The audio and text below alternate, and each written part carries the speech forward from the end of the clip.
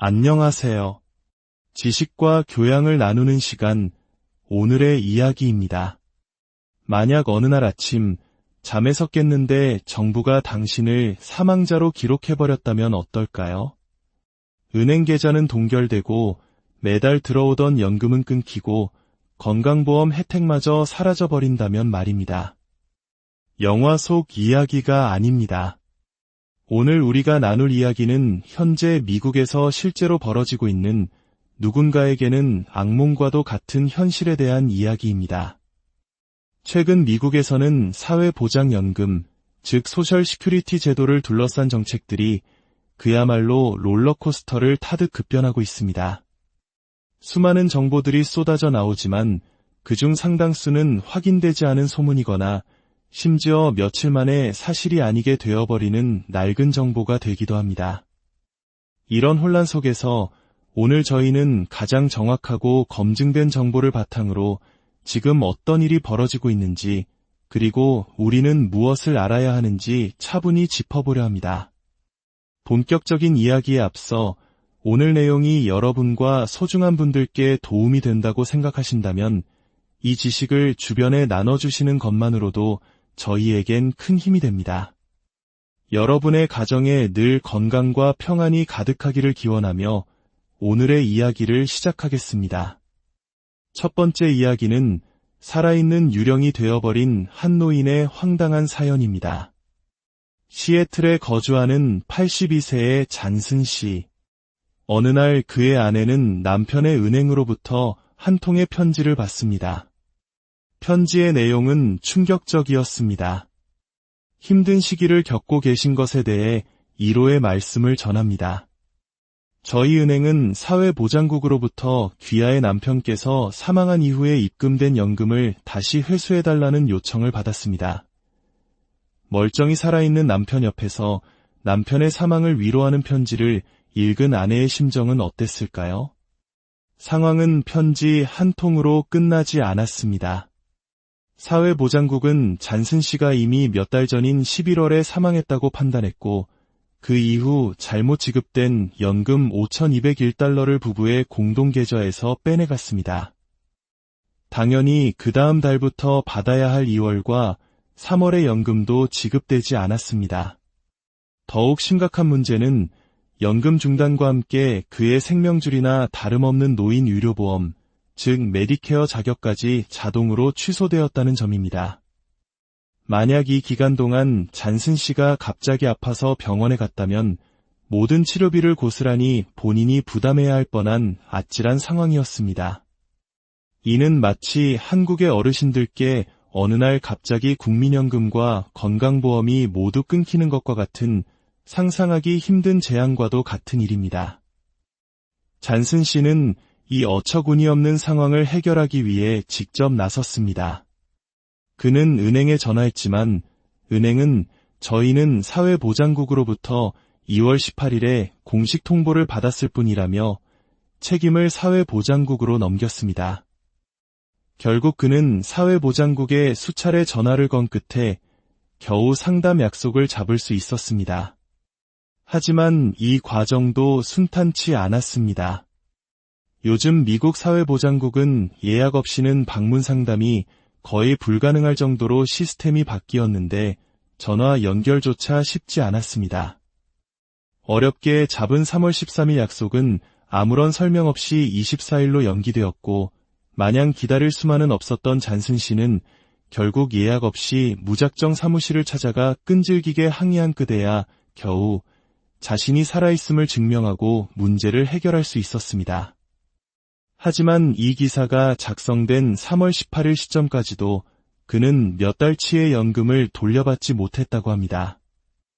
잔슨 씨는 이 모든 혼란의 원인으로 사회보장국의 인력 부족과 급격한 정책 변화로 인한 내부 혼선을 꼽았습니다.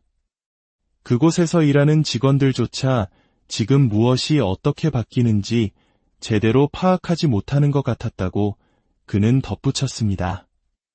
잔슨 씨의 이야기는 단순히 한 개인의 불운으로 치부할 수 없습니다.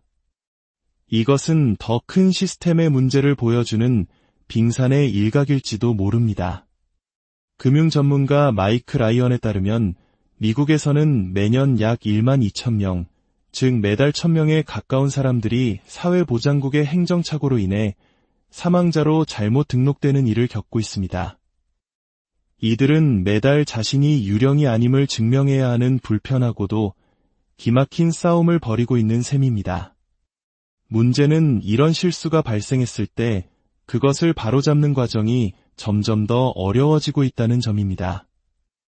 전문가들은 연방정부의 예산 및 인력 감축 계획이 이러한 문제를 더욱 악화시킬 수 있다고 경고합니다. 문제가 생겼을 때 도움을 받아야 할 창구가 점점 줄어들고 대기 시간은 하염없이 길어지는 악순환이 반복될 수 있다는 것입니다. 이는 마치 주민센터 직원이 부족해져서 꼭 필요한 서류 하나를 발급받기 위해 며칠을 기다려야 하는 상황과 비슷합니다. 우리 삶에 꼭 필요한 행정 서비스에 구멍이 생기기 시작한 것입니다. 그렇다면 이 모든 혼란의 중심에 있는 미국 사회보장국, 즉 SSA는 과연 어떤 곳일까요? 한국의 국민연금공단과 국민건강보험공단의 역할을 일부 합쳐놓은 것과 유사하다고 볼 수 있는데요. 1935년 대공황 시기에 국민들의 기본적인 노후와 생계를 보장하기 위해 설립된 연방 독립기관입니다. 주요 업무는 우리에게 익숙한 소셜 시큐리티 번호 발급, 은퇴연금, 장애인연금, 유족연금 등의 각종 사회보장 혜택 관리, 그리고 65세 이상 노인들을 위한 의료보험인 메디케어 가입 신청 등을 돕는 것입니다. 본래 미국의 은퇴 설계는 세 개의 다리에 비유되곤 했습니다. 회사가 제공하는 연금, 개인 저축, 그리고 정부가 보장하는 사회보장연금. 이 세 가지가 균형을 이뤄 안정적인 노후를 뒷받침한다는 개념이었죠. 여기서 사회보장연금은 전체 은퇴소득의 약 40%를 책임지는 것을 목표로 설계되었습니다. 즉, 이것 하나만으로는 온전한 노후 생활이 어렵다는 전제가 깔려 있었습니다. 최근 바로 이 사회보장국을 둘러싸고 대대적인 개혁의 바람이 불고 있습니다. 정부는 비용 절감과 효율성 증대를 목표로 인력 감축과 예산 삭감을 추진하고 있습니다. 이러한 변화에 대해 어떤 이들은 낡은 시스템을 현대화하고 방만하게 운영되던 부분을 바로잡기 위한 꼭 필요한 과정이라며 긍정적으로 평가합니다. 하지만 다른 한편에서는 이러한 개혁이 결국 국민을 위한 서비스를 축소시키고 장기적으로는 사회보장제도 자체를 민영화하려는 시도가 아니냐는 깊은 우려를 표하고 있습니다. 이러한 거대한 변화의 소용돌이 속에서 우리 실생활에 직접적인 영향을 미치는 정책들이 하루가 다르게 바뀌고 있습니다. 지금부터는 3월 한 달 동안 발표된 수많은 변경사항들 중 우리가 반드시 알아야 할 몇 가지 핵심 내용을 짚어보겠습니다. 정보의 변화 속도가 매우 빠르기 때문에 며칠 전에는 이랬는데라는 지식이 오늘은 틀릴 수도 있다는 점을 염두에 두시고 들어주시기 바랍니다. 첫 번째, 가장 중요한 변화는 초과 지급연금 회수 방식입니다. 정년 이전에 연금을 조기 수령하면서 동시에 일을 하여 소득이 있는 경우 소득 상한액을 초과하면 연금이 일부 삭감됩니다. 하지만 사회보장국이 이를 제때 반영하지 못해 연금을 더 많이 지급하는 경우가 종종 발생하는데요. 이전까지는 이렇게 초과 지급된 금액을 당사자가 받는 월 연금의 10%씩 매달 갚아나가는 방식이었습니다. 생활에 큰 부담을 주지 않으려는 배려였죠. 하지만 2025년 3월 27일 이후 발생하는 초과 지급건부터는 이 방식이 완전히 바뀌었습니다. 이제 사회보장국은 초과 지급된 금액 전액을 그 다음 달 연금에서 100% 공제합니다. 예를 들어 500달러를 더 받았다면 다음 달 연금에서 500달러를 통째로 빼고 남은 금액만 지급하거나 갚을 돈이 더 많다면 연금 지급이 아예 중단될 수도 있습니다. 연금에 전적으로 의존해 생활하는 분들에게는 매우 치명적인 변화입니다. 다행히 구제 방법은 있습니다.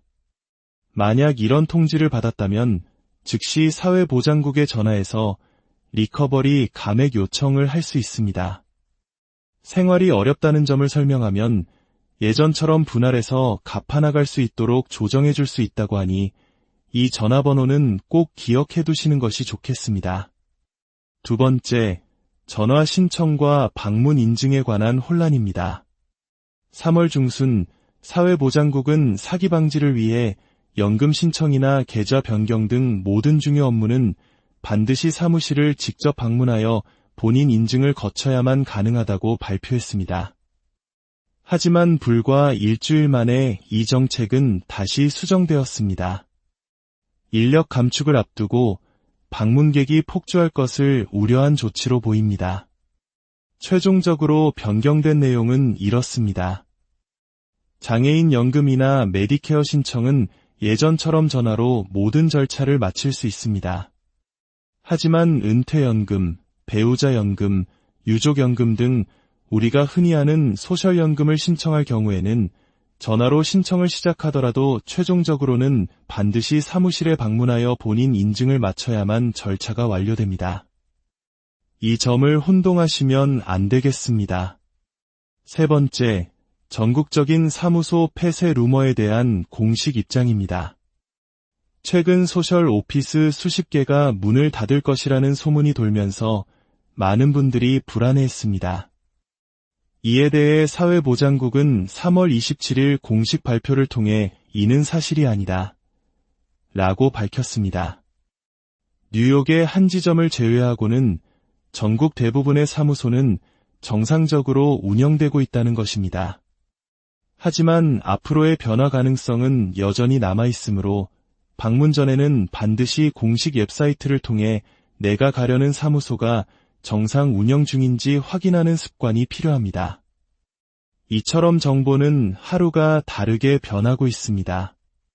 제가 오늘 드린 이 정보조차 몇 주, 몇 달 뒤에는 낡은 정보가 될 수 있습니다. 지금처럼 혼란스러운 시기에는 카더라 통신이나 검증되지 않은 정보에 의존하는 것은 매우 위험합니다. 그렇다면 이 급변하는 상황 속에서 우리는 어떻게 스스로를 지킬 수 있을까요? 가장 중요한 것은 정확한 정보의 출처를 아는 것입니다. 지금부터 알려드리는 공식 웹사이트들은 꼭 저장해 두시길 바랍니다. 첫째, 모든 정보의 중심, 사회보장국 공식 메인 웹사이트입니다. 주소는 SSA, gov입니다. 이곳에서 각종 혜택 정보, 신청서 양식, 그리고 가장 중요한 최신 정책 변경 공지사항을 직접 확인할 수 있습니다. 둘째, 우리 동네 사회보장국 사무소 찾기입니다. SSA, gov 로케이터로 접속하시면 우편번호 입력만으로 가장 가까운 사무소의 위치, 운영시간, 전화번호를 알 수 있습니다. 무작정 찾아가기 전에 반드시 확인해야 할 필수 사이트입니다. 셋째, 긴급 공지사항 페이지입니다. SSA, gov 이머전시에서는 자연재해나 기타 비상 상황으로 인해 특정 사무소가 임시로 문을 닫거나 서비스가 지연되는 경우 이를 실시간으로 알려줍니다. 마지막으로 제가 생각하기에 지금 가장 중요한 사이트입니다. 바로 사회보장국의 공식 보도자료 페이지입니다. 주소는 SSA, gov 뉴스 프레스입니다. 사회보장국의 모든 정책 변화와 공식 입장은 가장 먼저 이곳을 통해 발표됩니다. 매일 업데이트되므로 정기적으로 방문하여 새로운 소식이 있는지 확인하는 것이 좋습니다. 이와 더불어 우리 스스로가 실천할 수 있는 몇 가지 생활 수칙이 있습니다. 첫째, 우편물을 꼼꼼히 확인하세요. 매달 오던 은행 명세서나 공과금 고지서가 어느 날 갑자기 오지 않는다면 그냥 지나치지 마십시오. 이것이 바로 잔슨 씨의 경우처럼 시스템상에서 당신의 존재가 지워졌다는 첫 번째 신호일 수 있습니다. 즉시 해당 기관에 전화해서 확인해야 합니다. 둘째, 비상생활자금을 준비해두는 것이 좋습니다. 사회보장연금에 100% 의존하기보다는 예상치 못한 문제로 연금 지급이 한두 달 중단되더라도 생활을 유지할 수 있을 정도의 최소한의 저축을 마련해두는 지혜가 필요합니다. 오늘 우리는 급변하는 미국 사회보장제도의 현실과 그 속에서 살아가는 한 개인의 이야기를 통해 많은 것을 생각해 보았습니다. 제도의 변화는 거대하고 때로는 개인의 힘으로 어쩔 수 없는 것처럼 느껴지기도 합니다.